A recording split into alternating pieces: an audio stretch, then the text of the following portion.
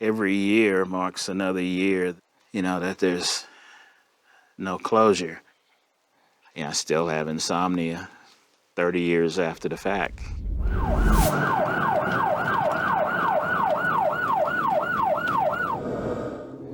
I wish I'd solved the crime for the families.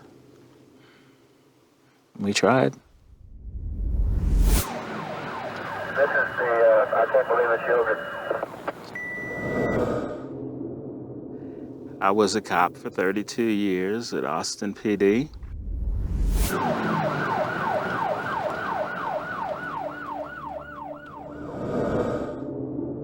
I'll always be associated with that case. There's no getting away from that. I just hope one of these days we can put this thing to bed.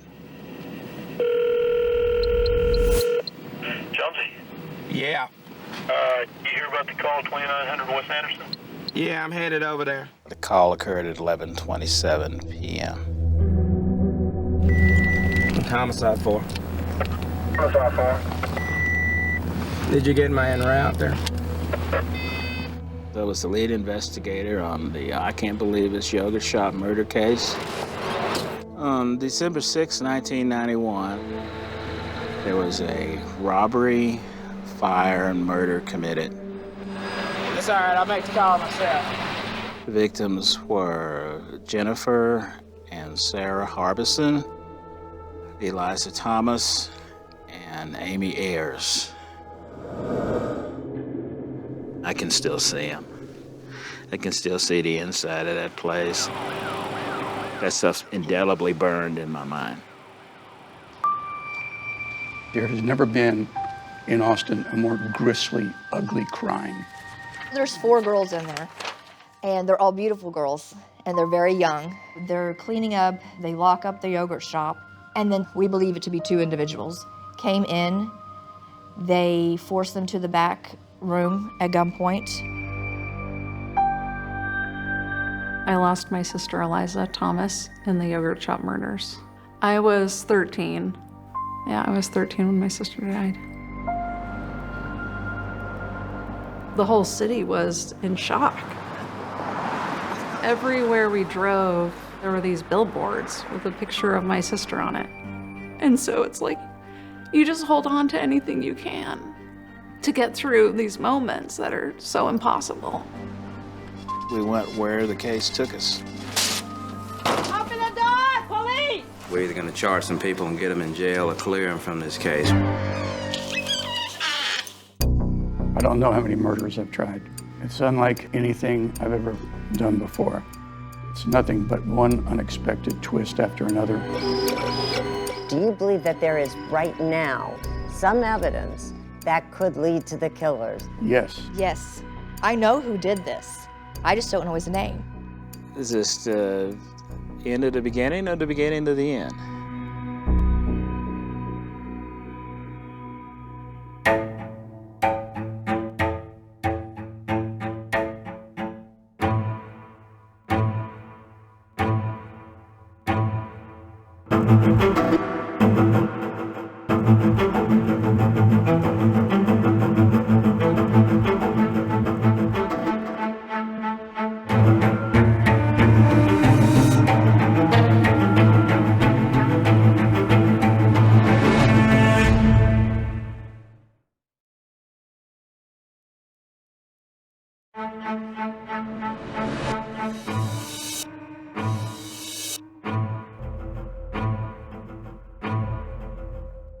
So what is all of this here?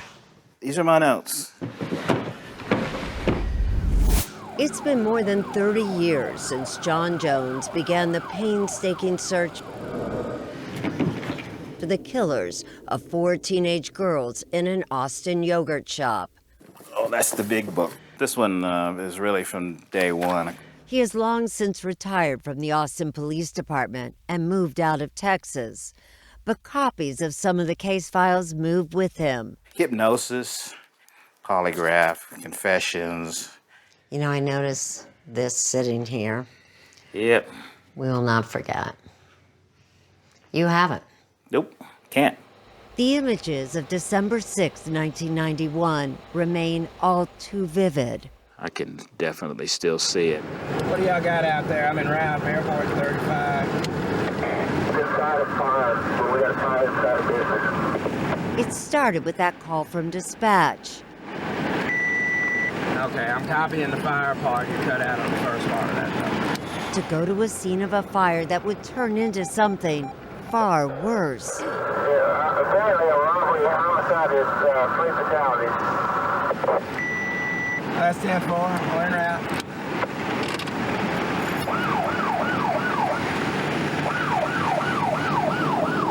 And then about halfway out there, they called me again on the radio and said, we found a fourth body. A local TV news crew happened to be filming Jones on a ride-along that night. What place of business is this here? This is the, I can't believe it's yogurt. Okay. Fire department had just knocked down the fire. I mean, there was still a lot of water in there, a lot of smoke still. It was all muted grays and blacks. There is no color in there with the exception of the girls. The girls were quickly identified. Two had been working at the shop, closing up that night. Eliza Thomas and Jennifer Harbison were both 17 years old. Jennifer's 15-year-old sister, Sarah, and their friend, 13-year-old Amy Ayers, had met them there to head home. The four girls had been gagged, tied up with their own clothing, and shot in the head. Investigators would learn that at least one of the victims had been sexually assaulted. The yogurt shop had also been set on fire, destroying potential evidence. There was smoke and soot on every surface, so kind of made fingerprinting kind of difficult. This was a crime like none Austin had seen before. Jones knew he needed help, and from the scene, contacted the Bureau of Alcohol, Tobacco, and Firearms, the FBI, and the Texas Department of Public Safety. As soon as we knew what type of guns we were looking for, that information went out nationwide. Gunshot wounds showed two different types of guns were used, leading investigators to believe that there were at least two killers on the loose. What were the two guns? A .380 and a .22. And we recovered all of the rounds. The weapons, though, were not found, and a task force worked to come up with potential suspects. They were from all spectrums. I mean, we looked at everybody from family members to drifters. And while police tracked down leads, the families and the city of Austin grieved. The Harbison family lost their only children. Daughters Jennifer, a hard-working high school senior, and Sarah, who was enjoying sports and clubs as a high school freshman. Their mother, Barbara, spoke with us in 1992. My life was sort of focused around them from here until eternity. Someone took eternity away from me. I lost my daughter. I lost my first dance. Bob Ayers is the father of the youngest victim, Amy, a country girl with a love for animals. I want to see her graduate. I want to see her become a veterinarian. She was a daddy's girl. I remember the shock. Sonora Thomas, 13 years old when her only sibling Eliza was murdered, had a hard time dealing with the loss of the sister she looked up to. I remember fantasizing for days that my sister had somehow escaped and run away and that she was going to come back. And so that's what I was kind of holding on to. Her parents struggled as well. My family never talked about my sister after she died. Never? No. It's too painful. Sonora did as best she could, picking up some pieces of her sister's life. Eliza, an animal lover, had a pig she planned to enter in a livestock show. Just a few months after the murders, Sonora took over those duties. Third place, Sonora Thomas. While Sonora may have seemed to be coping, the reality, she says, was far different. You had to grow up quickly. Very quickly. I would say I fell apart under that pressure. We knew they were hurting because, you know, we were hurting too. Here you go, open your little mouth. Jones, a parent himself, felt the family's grief. He promised to do all he could to help them. We told them what we could, and I assured them that we would keep them apprised as to everything that was happening, and we did. Jones also made a pledge to the families involving the shirt he wore on the night of the murders. I kind of made a promise to them. The next time they saw me with that green and white shirt on, that was a signal to them that, you know, we knew who did it. And Jones seemed assured they would find the killers. You know, we stayed in constant contact with the behavioral science unit at the FBI in Quantico. They said that I should, as the face of the investigation, project an air of confidence that would cause the bad guy to shiver in his boots. So look in the camera and be confident. And when we followed him working the case in 1992, he did just that. You know, let me just say this, whoever you are out there, you're gonna be mine one of these days. Where you at? Okay. Right here. But trying to figure that out was daunting. 342 people that have been listed as suspect. But we're looking at pages and pages of suspects here. One of those early suspects was a teenager named Maurice Pierce. He was arrested 8 days after the murders at a mall near the yogurt shop, carrying a .22 caliber gun, the type used in the murders. The .22s were unmatchable. So you can't say it wasn't his gun, No, but there was no way to to prove match that it. it was his gun. He gave a statement. Matter of fact, I took his statement, and he implicated 3 other boys. Jones says Maurice Pierce claimed that he was driving a getaway car and that 3 acquaintances, Forrest Wellborn, Michael Scott, and Robert Springsteen, were involved in the murders. But Pierce's story began to fall apart. It started to crater when we wired him up to go talk to Forrest. And we were listening in on the wire, and it was pretty obvious Forrest didn't know what Maurice was talking about. And when Wellborn, Scott, and Springsteen were brought in for questioning, they too denied any involvement.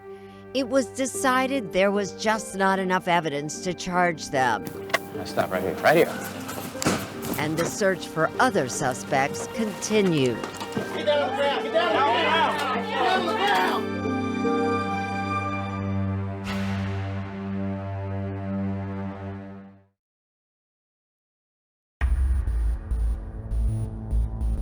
Information flow anyway. 2 months after the yogurt shop murders, with no viable suspects, police were chasing leads, no matter where it took them. They're into vampires, the occult, graveyard rites. The task force became aware of a counterculture type group of local residents known to be into the supernatural. They go out and dance and take pictures on tombstones. And investigators began to hear that this group might be connected to something far more serious. The tips were that they were talking about murders. Talking about the yogurt shop murders. The yogurt shop murders, yes. There was one woman in particular whose name kept coming up in connection with these tips. She got stopped at Oakwood Cemetery. The task force planned a raid on her home, Look at my computer. hoping to see if any evidence might be found there. Stop right here, right here. Unlock the door! Police! Okay, police off! Police off! Get down on the ground! Get down on the ground! Get down on the ground! Police! It was creepy in there. All that stuff back there. But as it turns out, a lot of that stuff was rat bones and theatrical parts. But it was a good lead, so we finally figured out that they're just living a make-believe life. Just Sergeant Huckabee out to task force. The raid may have been a bust, but it wasn't long before the task force had its eyes on another person of interest. This sketch shows a man that multiple eyewitnesses told police they saw sitting in a car outside the yogurt shop on the night of the murders. And it was somebody we really wanted to talk to. So we put it out there. And the response they got came from an unexpected source. A couple of other investigators from the sex crimes unit came up and go, "We have a sketch that looks just like that." 3 weeks before the yogurt shop murders, a young woman in Austin had been kidnapped and sexually assaulted. Police had released this sketch of 3 men wanted in connection with that crime. One of those suspects bore a striking resemblance to that man witnesses reported sitting in a car outside the yogurt shop. You know, I just kind of went, "Yoop," when I saw the composite. A tip came in that the men wanted in the kidnapping and sexual assault case had fled to Mexico. 2 were caught and arrested, one who resembled the person of interest in the yogurt shop sketch. The development made national news. When they got caught in Mexico, we went down there to interview them. Jones's team questioned the men, and so too did the Mexican authorities. But the Mexican government announced to the whole world that they confessed and they were going to try them for the murders down there. They confessed to the yogurt shop. Yes, they did. But Jones learned those confessions had details that didn't match the crime scene. Even the caliber of guns they claimed to use was wrong. There was too many inconsistencies in the confession. So Jones's team re-interviewed the men, and he says this time they recanted just about everything. It made Jones and other investigators wonder if those confessions were coerced by the Mexican authorities. The once promising lead fell apart. It was depressing. Over the following years, there would be other confessions, ones that were willingly given. You know, we faced 6 confessions. 6 people who confessed. Yeah, written. That confessed to this crime. Yes, they did. And they didn't do it. Nope. In 1994, after nearly 3 years of leading the investigation, John Jones was moved out of the homicide division. He says it was a mutual decision. Austin police wanted fresh eyes working the case, and Jones felt it was time to move on. Other detectives took over, and as time passed, the victims' families were left wondering why no one had been arrested. Amy Ayer's mother, Pam, spoke to us in 1996. They're probably out there leading a life as normal as they've ever had. And ours is never going to be the same. That same year, Eliza Thomas's mom moved away from Austin, and the painful reminders. Running into people who were constantly asking how the case was going was very hard on me and especially my daughter, Sonora. Sonora's life had taken a downward spiral. In my high school years, things really deteriorated. Drugs, using alcohol, being hospitalized, going to a boarding school for, disturbed teenagers, things like that. The case seemed stalled until October 1999. Some breaking news. Austin police have arrested 4 men in connection with the yogurt shop murders of 1991. There were finally arrests, but would it answer the question on the billboard that had been haunting Austin for nearly a decade?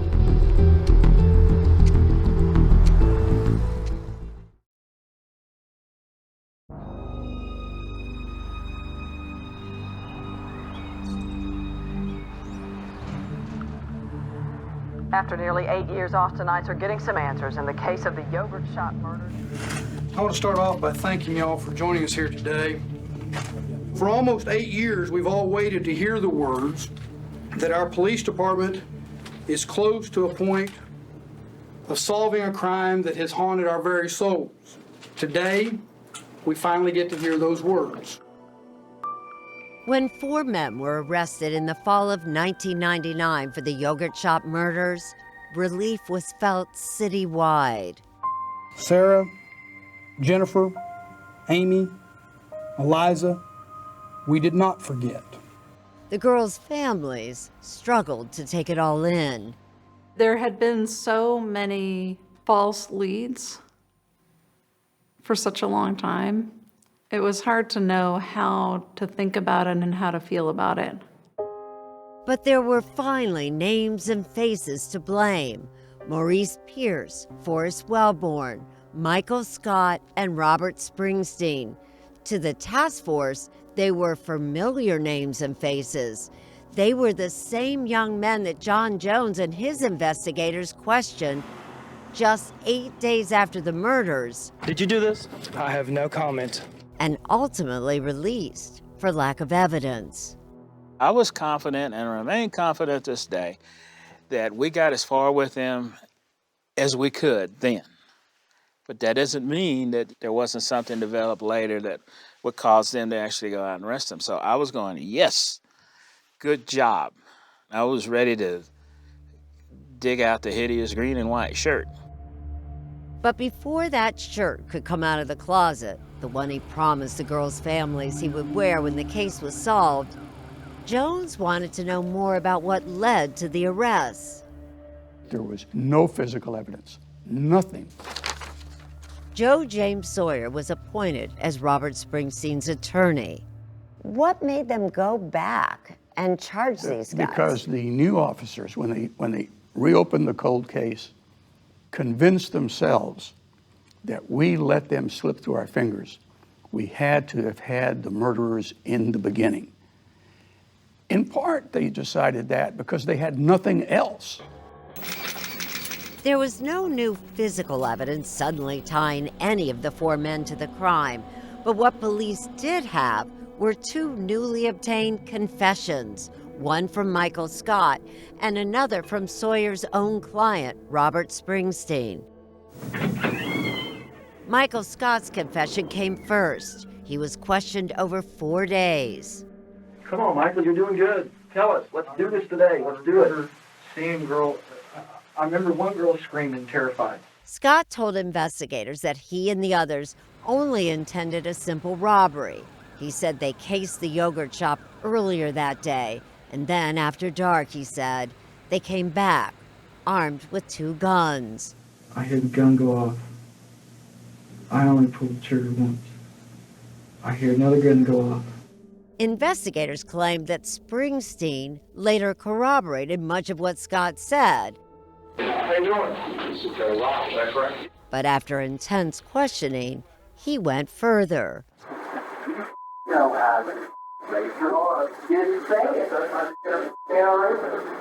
Springsteen told them he shot one girl and raped her. He was so tired of this. He'd already been questioned. He'd already been through that mill. And he thought, you know what? I'll tell you any damn thing you want. Sawyer maintains his client is innocent and says the confession was coerced. In 2009, Robert Springsteen explained to 48 Hours why he would admit to doing something so horrible, something he says he didn't do. I was berated and berated and berated by the police officers until they obtained what it was they wanted to hear. They were not going to allow me to leave. And I basically, they broke me down. Let me just ask you, did you have anything to do No, with I the did murders not. at the yogurt shop? No, never. Even though Joe James Sawyer didn't have Michael Scott as his client, he says he has serious concerns about his confession too. Is that the gun you shot somebody with, Mike? I don't. Is that the gun you walked up behind somebody with and shot in the head? I frankly couldn't believe it. They terrorized him, and he was afraid to say no. Forrest Wellborn denied having anything to do with the murders, but police were convinced he was the lookout that night, and Michael Scott placed him at the scene. Hi, I'm Erin Moriarty with CBS. I spoke to Wellborn in 1999 in jail shortly after his arrest. Were you there that night? No, Were you there as a lookout? no. I mean, that's it. You had nothing to do with this. Nothing at all. Wellborn had been questioned multiple times by investigators over the years, and he never wavered. He, like the others, first came on police radar when in 1991, just days after the murders, Maurice Pierce had been caught with that .22 caliber gun at the mall near the yogurt shop. Pierce told the detectives back then that he had given the handgun to Wellborn and that it had been used in the yogurt shop murders. Why would he say that? I don't know. Wellborn has always maintained his innocence, despite pressure from the police. They'll get right in my face and, tell me everything I said was a lie. Remember, false confessions in this case were nothing new. Jones said that 6 written false confessions were obtained when he was in charge. So when he learned that the 2 confessions were all the new investigators seemed to have, it gave him pause. I go, well, maybe I shouldn't get that shirt out just yet. It wasn't long before the case against the men began crumbling. Charges against Forrest Wellborn were dismissed after 2 grand juries failed to indict him. And later on, charges were dropped against Maurice Pierce for lack of evidence. Everything fell apart except the cases against Michael Scott and Robert Springsteen. And with Scott and Springsteen's confessions, the victims' families felt prosecutors had a strong case. These young men have been implicated and they have confessed and they can withdraw it, but the truth is they actually were there and they actually did the murders.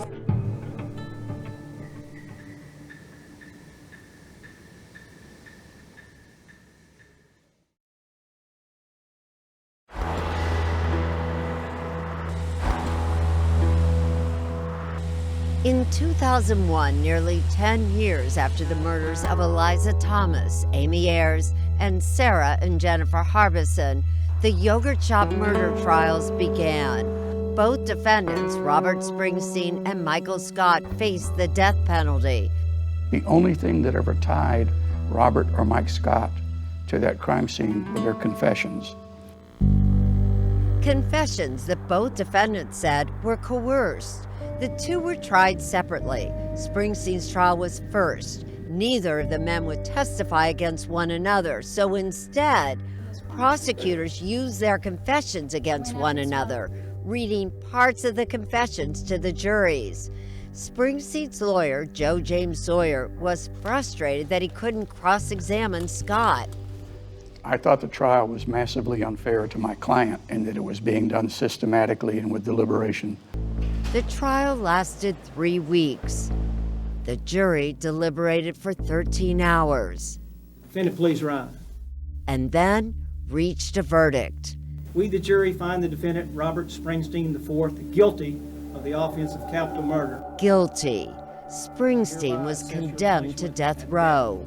In 2002, Michael Scott went on trial. He was convicted as well. He was sentenced to life in prison. But the case didn't end there. 15 years after the murders came a shocking turn of events. In a 5-4 decision, the court behind me said that Michael Scott's constitutional rights were violated during his trial and therefore should get a new one. Both Scott and Springsteen's convictions were overturned on constitutional grounds. The Sixth Amendment gives defendants the right to confront accusers. And remember, in Scott and Springsteen's trials, their confessions were used against one another, but they weren't allowed to question each other in court. And the relief was incredible. But that relief for the defendants came as a devastating blow to the victims' families. We later spoke to Eliza Thomas's mother, Maria, about that moment. Every time I hear those words, that their rights were violated, I just feel like I'm going to go insane. Their rights are violated. Our girls were murdered. It ruins your sense of fairness. It ruins your sense of that we live in a just world. Even though their convictions were overturned, Scott and Springsteen were not released. A new district attorney, Rosemary Lemberg, was determined to retry them. In an effort to find more evidence, her office had ordered DNA tests on vaginal swabs taken from the victims at the time of the murders. It's called YSTR testing and was fairly new in 2009 when we spoke with D.A. Lemberg. This technology searches for male DNA only. A partial male DNA profile was obtained from one of the victims believed to have been sexually assaulted, and no one expected what it would reveal. Does that DNA match any of the 4 young men who were originally accused and 2 of them who've been convicted? It does not. The DNA did not match any of the original 4 suspects, including Scott and Springsteen. And that's significant because Springsteen, in that confession he said was coerced, told investigators he raped one of the girls. Cece Moore is a DNA expert and genetic genealogist whom we asked about the case and the role of YSTR DNA in criminal cases. It is a tool that can eliminate almost everyone. It should eliminate everybody but the suspect. If their YSTR does not match, they did not contribute that. Because where that DNA was found, yes, in this case, it's very important. The district attorney was focused on finding the source of that DNA. She wondered if Springsteen and Scott had another partner. I remain really confident that both Springsteen and Scott were responsible for killing those poor girls. But in 2009, with no matches on that DNA, Lemberg dropped charges against Springsteen and Scott. After nearly 10 years behind bars, they were released but not exonerated, leaving open the possibility they could be retried at a later time. This was a difficult decision and one I'd rather not have to make. The question remained, though, whose DNA was it? I know who it is. The killers. You're convinced that that is a certain truth. Amber Fairley was part of both Scott and Springsteen's defense teams. She came up with a theory that the mystery DNA might belong instead to 2 never-identified men who witnesses reported seen sitting in the yogurt shop just before it closed. Those 2 men were described wearing fatigued-colored jackets. They were very slouched over, whispering, it was a very close conversation in a booth. Officials tried to track down those 2 men as well as the source of the DNA. And then in 2017, an Austin police investigator searched a public online DNA database to see if he could get a hit. And unbelievably, he did. I thought, my God, we actually have a chance, a shot to solve this crime after so many years.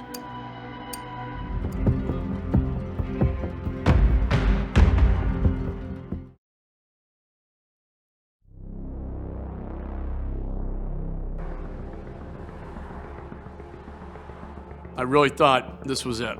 I really thought we had a chance to solve it. U.S. Congressman Michael McCall, like so many others from Austin, hoped that the recently uncovered DNA in the yogurt shop murder case might finally bring answers to the victims' families. We'll never forget that tragic day. It's stained in my memory. 25 years after the murders, the Austin Police Department went searching for a match to the YSTR DNA that had been found on the yogurt shop victim believed to have been sexually assaulted. And in 2017, they got a break. On a public DNA database used for population studies, investigators thought they had found a match. I've seen DNA prove homicide cases. The DNA evidence is really the key here. But that sample from the crime scene was not a complete DNA profile.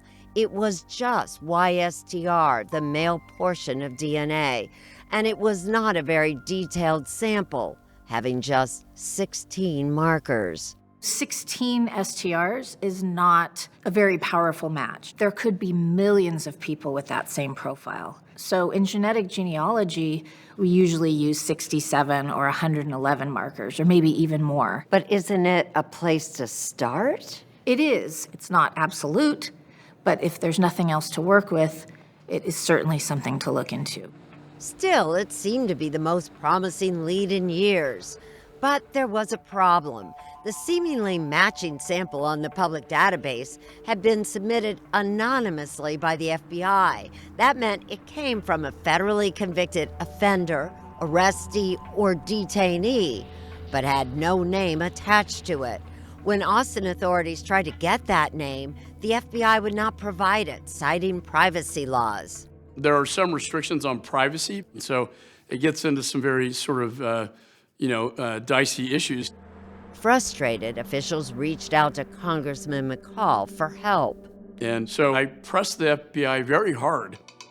Finally, in early 2020, the FBI agreed to work with the Austin Police Department to see if further testing could be done on that YSDR DNA from the crime scene.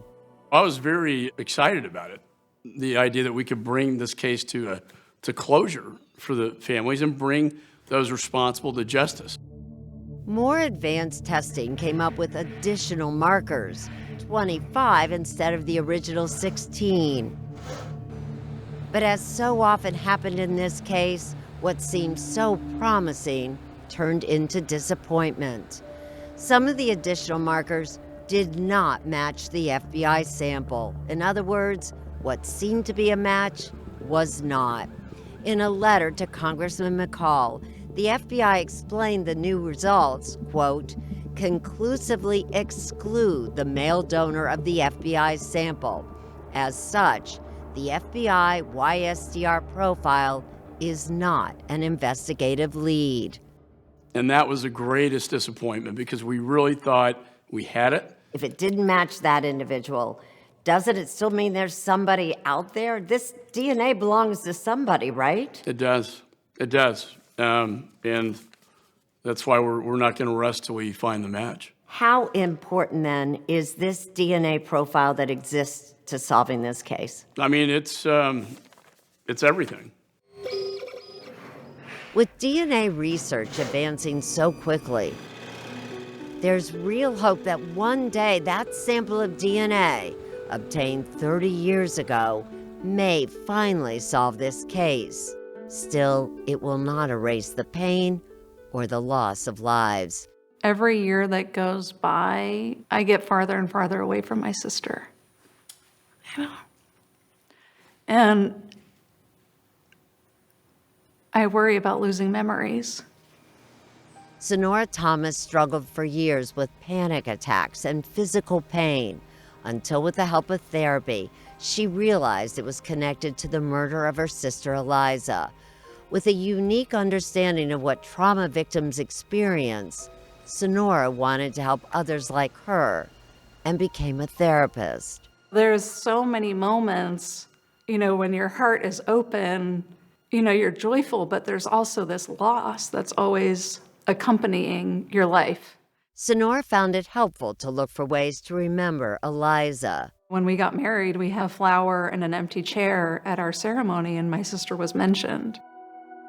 Compounding Sonora's pain, her mother died in 2015. Maria Thomas passed away with so many unresolved questions about the murder of her daughter. There is a kind of torture that continues by the fact that it's unsolved and it's ongoing. It's always there. John Jones is still haunted by the fact that the case is unsolved and by what he saw that gruesome night. He has suffered from PTSD through the years. I had completely shut down to where all my energy was directed at the case. It took a toll on you, didn't it, John? Even 30 years afterwards? Well, yeah, it would on anybody, I think. Not as much as the families, you understand. I know. Whatever pain I'm having pales in comparison to what they're going through.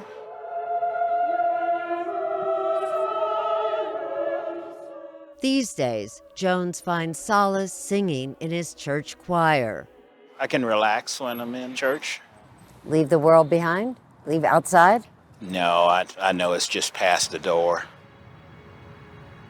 And when he's in that outside world, the families of Amy Ayers, Jennifer and Sarah Harbison, and Eliza Thomas are never far from his thoughts. I feel bad for them. That is still not solved. But Jones has hope. He has kept that shirt he wore the night of the murders. Only worn once. The shirt he promised to never wear until the case was solved. More than 30 years later, still sitting in there. Still sitting here. It is. And sometime soon, John Jones looks forward to wearing it again. I just hope one of these days we can put this thing to bed. For the family's sake.